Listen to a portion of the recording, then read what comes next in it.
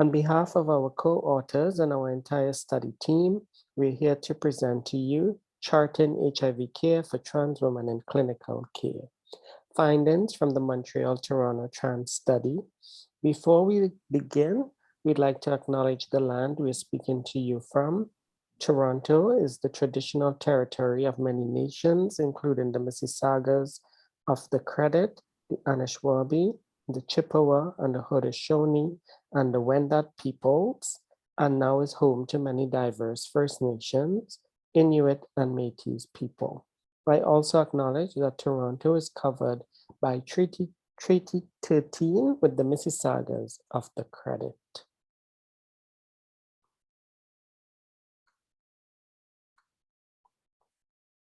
We would also like to thank the additional team members who offered their insight into these analyses. All of the community members involved in the Trans Women HIV Research Initiative, as well as the research coordinators and assistants, partnering clinics, and funders who made this study possible. So the background and study rationale.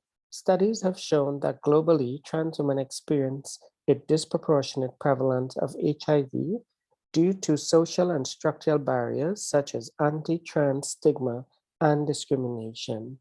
Trans people are not considered a key population, nor trans and gender diverse identities routinely collected or addressed in national estimate of HIV incidence or prevalence in Canada. Our most recent prevalent estimate comes from Transpulse Ontario study, findings published in 2012, which reported a prevalent estimate of 3% among trans women, much higher than the HIV prevalence for the general population of Ontario at that time.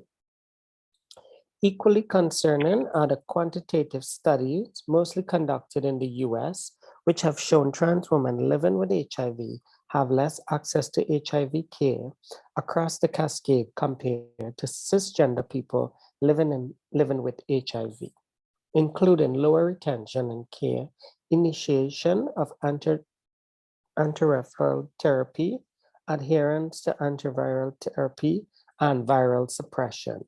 Our own work in Canada has shown gaps in HIV care uptake among a community sample of trans women living with HIV.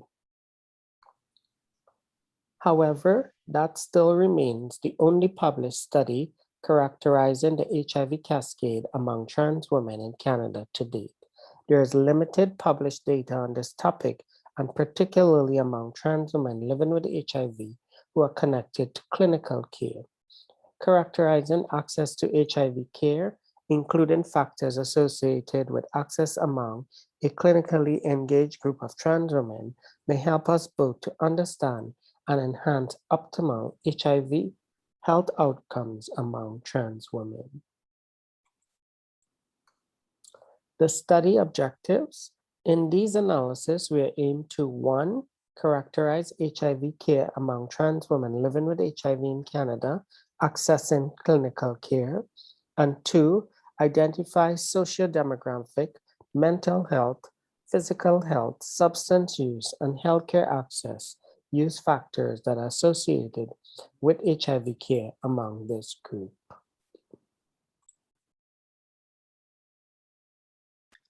Those socio-demographic, mental health, physical health, substance use, and healthcare use factors, as well as HIV care outcomes, were collected from clinic charts of trans women aged 16 years and older across 7 family medicine, endocrinology, and/or HIV clinics in Montreal and Toronto, Canada, between July 2018 and December 2019. These clinics represented the primary clinical care site for the majority of trans women living with HIV in Montreal and Toronto. We used a standardized data collection form developed by the research team, consisting of clinicians, researchers, and community members, and piloted at 2 clinics.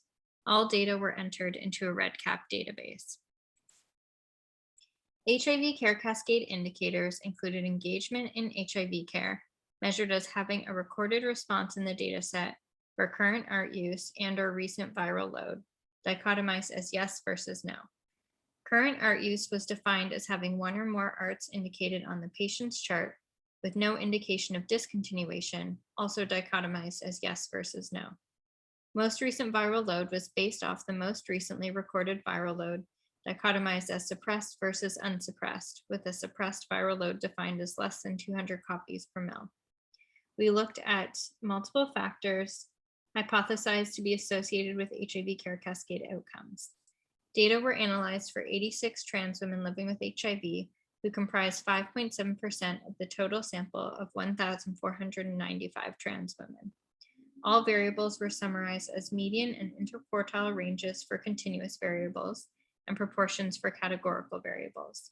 The prevalence of each HIV care cascade outcome was reported overall and compared across subgroups of hypothesized factors for current art use and most recent viral load using chi-square tests.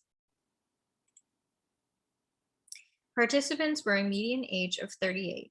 Nearly one half of the sample were identified as white, with 15.1% identified as participants of color and 40.7% missing race or ethnicity data. Charts indicated that most participants received social assistance. Over 3/4 of participants had ever been diagnosed with a mental health condition, and almost 2/3 had a current chronic condition, medical diagnoses, excluding HIV. Few participants had a history of injection drug use, with over 1/3 having no history. This variable had a lot of missing data.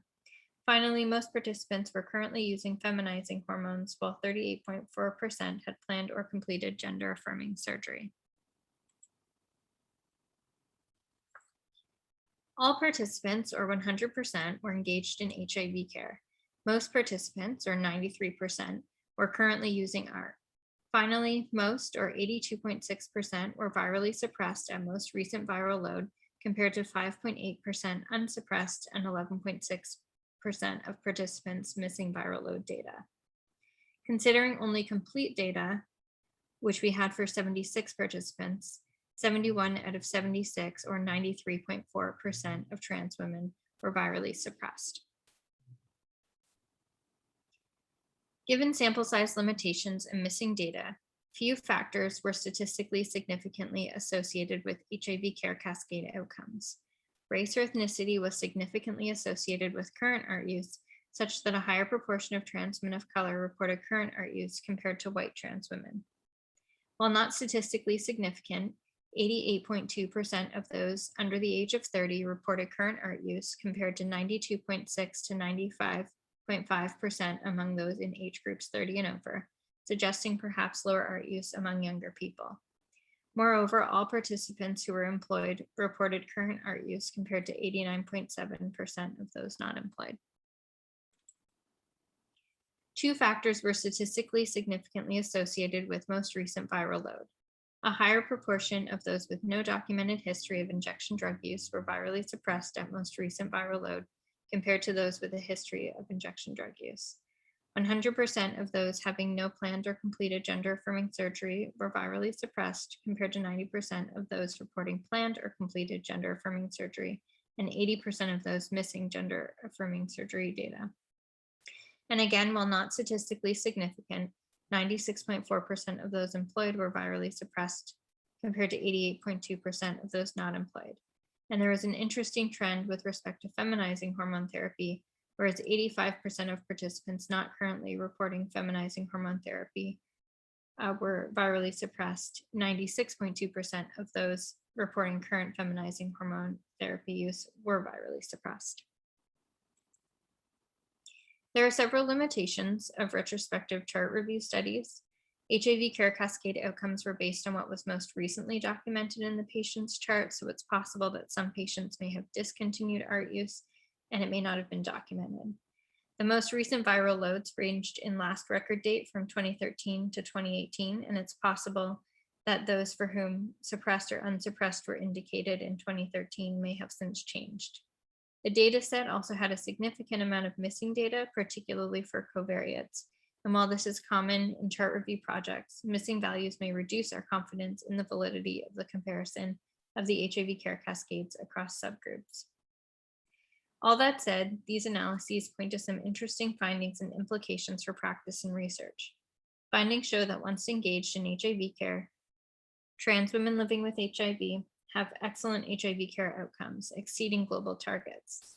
Findings can be leveraged to identify specific populations, such as trans women with a history of injection drug use, and specific strategies, such as increasing access to medical gender affirmation, to increase engagement in HIV care, though more research is needed to unpack the relationship between different types of gender-affirming medical care and HIV care outcomes. While there was a good amount of data on some factors that may influence HIV care outcomes, particularly physical and mental health and employment and source of income, some factors of importance were missing, such as race or ethnicity. Collecting these data in affirming ways may help clinicians to link trans women living with HIV to holistic and tailored support services.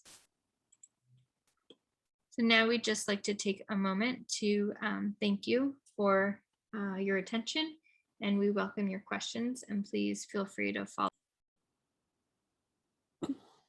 Thank you to everyone. And if you have any questions or comments or concerns about some of the other studies and this study that we're working on, you can check out the TWIRI website, which is the Trans Women and HIV Research Initiative.com.